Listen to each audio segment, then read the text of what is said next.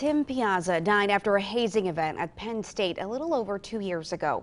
His parents have pushed for and seen changing attitudes on hazing at the university, but they believe there is still much to do. They spoke exclusively to our Don Clay about their mission. Amanda, right near the Beta Theta Pi house, it's just too painful for the Piazzas to walk around campus. I recently took a tour around that campus with Jim and Evelyn Piazza. They say their campaign for change isn't easy. Over the next 4 weeks, I'm going to be explaining how they're bringing about new laws in our state and across the nation. And you're going to meet their other son, Michael, who's about to graduate from Penn State. Tonight, we find out how Jim and Evelyn think about the Beta Theta Pi brothers who failed to give Tim help when he was dying, and hear what it's been like facing those men and their attorneys in court. 26 Beta Theta Pi brothers faced criminal charges for the events surrounding Tim Piazza's death. Some for involving Tim and other pledges in a hazing ritual called the Gauntlet. And some are charged with trying to erase video evidence of that. Jim and Evelyn Piazza don't feel like Tim's fraternity brothers lived up to their promise to look out for him. And now they say the Beta brothers are failing to take responsibility for their actions. They don't expect to see any of the brothers sentenced so far to see a day in jail. One of the disappointing things, for me anyway, in the courtroom was how the defense attorneys and even the defendants were looking to push blame elsewhere. Even after they pled guilty, they were still looking to push blame elsewhere and then treat the defendants as the victims.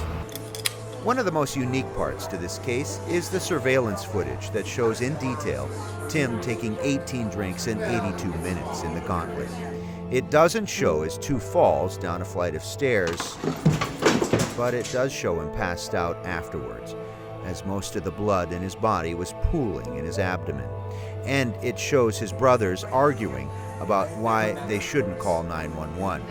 Doctors say if he would have been brought to the hospital right away, Tim Piazza would have lived. Jim Piazza says it's upsetting to hear how the brothers gave up on their concern for Tim and how their attorneys seem to forget him too. One of the attorneys even made a comment that, I'm worried about all of these guys and I'm concerned that something really tragic is going to happen. And I thought to myself, I thought our son's killing was the tragic event. I actually had to walk out of the courtroom. April 10th, before a judge sentenced 4 brothers, Jim Piazza gave his victim impact statement, asking for jail time. Before Evelyn gave her statement, the attorney for Josh Krzyzewski, who violated bail by smoking marijuana, stood up and asked if his client could be sentenced first because he had a 4 o'clock flight to make. It didn't surprise me. It was consistent with what we saw all along. So did I think it was rude and offensive? Sure. But again, they took those liberties all along. Krzyzewski didn't make that flight. The Piazzas are speaking about hazing dangers across the country. They are after large-scale change. They hope new laws and their criminal and civil cases will make it so this never happens to another family. It's frustrating that things, if it happened in somebody's home, would be charged completely different. But because it happened in a fraternity house, somehow it's a bubble, and there is no prior case law. The Piazzas say sitting through the court hearings is not easy, and neither is coming to parts of this campus. I can't know that that's where he suffered for so long, alone. It is a very special pleasure to welcome you here today. College graduation is supposed to be a time for family and celebration. The Piazza family celebration's been overshadowed by tragedy, since their youngest boy Tim died from injuries he got from falling at a hazing event at the Beta Theta Pi house. Jim and Evelyn Piazza's lives have been turned upside down. They visited the university many times over the last 2 years, but Evelyn says walking by the fraternity house isn't something that she can do. We've avoided that road. I don't want to pass that house because I just picture him falling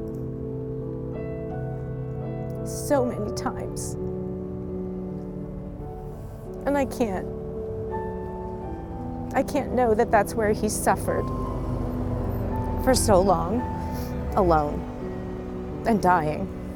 The fraternity house now sits empty. Its ownership's in question. There's a legal battle over what rights the university versus the fraternity have, since it's no longer recognized as a fraternity here.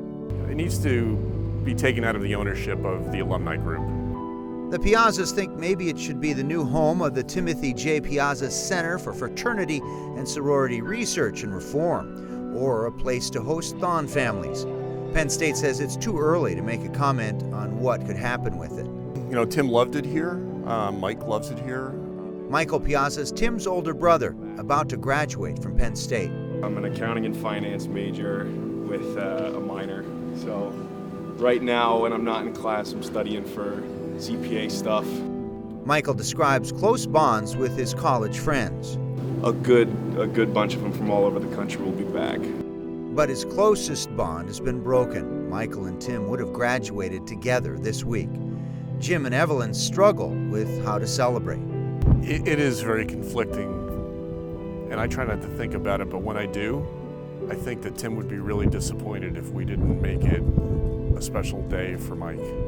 On a national level, the Piazzas believe the key is to push for legislation that criminalizes hazing. If we can get through a year without a hazing death, then that'll be a measure of success. The Piazzas are reaching out to families of hazing victims. I talked to the mother yesterday from Miami of Ohio, whose son got paddled with spikes.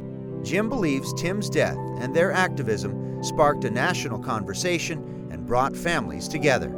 There's a unique bond, and we understand each other and what each other went through, and that's what we're trying to be. We're trying to be that support group for people. They created the Timothy J. Piazza Memorial Foundation. Tim would have done a lot of good in this world. Yeah, there's no doubt. The foundation funds scholarships and prosthetics for children and military veterans. And that's what Tim wanted to do with his career.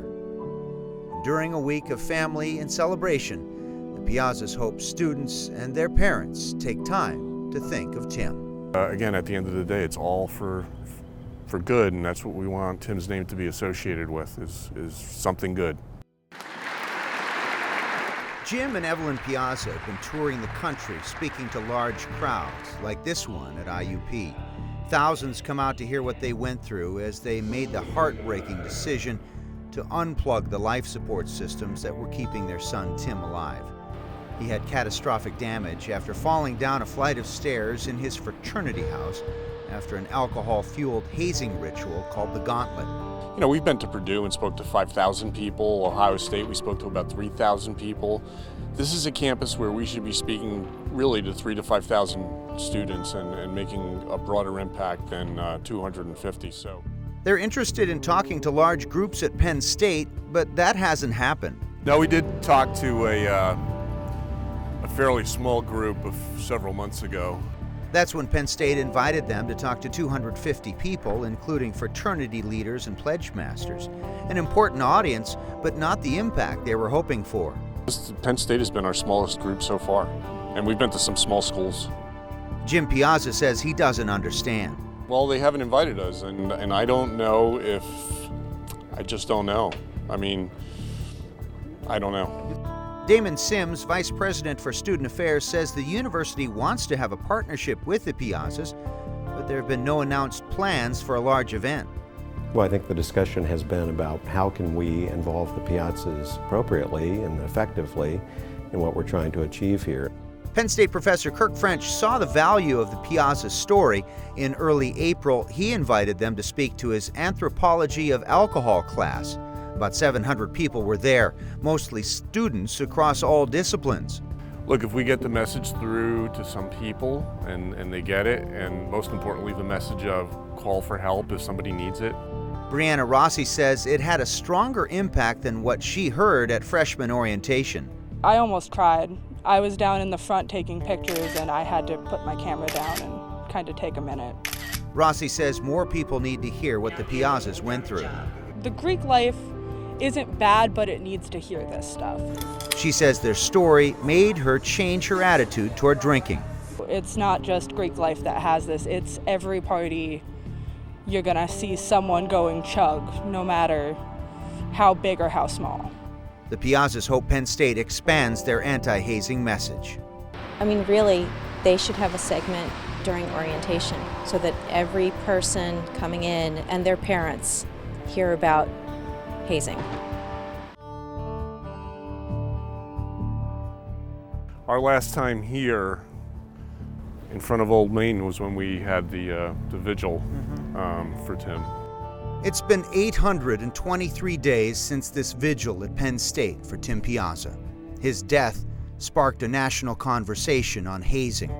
Jim and Evelyn believe their efforts speaking out led to changes here at Penn State. They asked President Barron to take action and provide leadership. I'm happy that President Barron has taken it seriously. Not that they're done, they have more work to do, but he's certainly taken an initiative, and I think he's trying to take the lead in the country, which we appreciate. The Piazzas want more punishment for hazing violations and more communication with students and parents about those hazing cases. And they want to hear what kind of supervision is now found at all fraternity parties. As Vice President for Student Affairs, Damon Sims has direct supervision over fraternity and sorority life and compliance. He says he's confident the new Timothy J. Piazza Center for Fraternity Research and Reform will be a major driver of change. But we're just very pleased that they were willing to let us use Tim's name in this way to try to form some activity here that's going to be meaningful not only at Penn State, but across the country as people look to us for leadership. Sims says the center will be operational in the fall. The Piazzas are largely responsible for pushing the legislation that criminalizes hazing in Pennsylvania, and they're still going after other states. We're going after all of them. There's some states that don't have any hazing laws at all. We're trying to catch the low-hanging fruit where we have some momentum, but I believe we'll get to hit them all at some point. A gag order may impact how they talk about Tim's case, but it will not stop their mission, they say, of changing the way that hazing is still destroying lives around the country. They say it will be Tim's lasting legacy. I don't see us letting up. I honestly feel like we have a guardian angel pushing us along, trying to make sure we do what needs to be done. Head to this story on our website for a link to the Piazza's support page and foundation.